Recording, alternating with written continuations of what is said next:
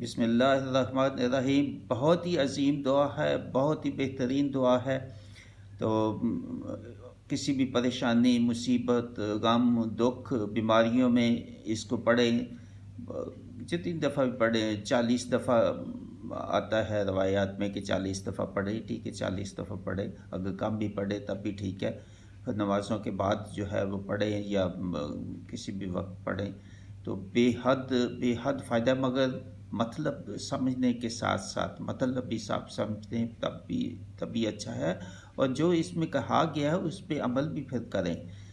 تو لا الہ الا اللہ، لا الہ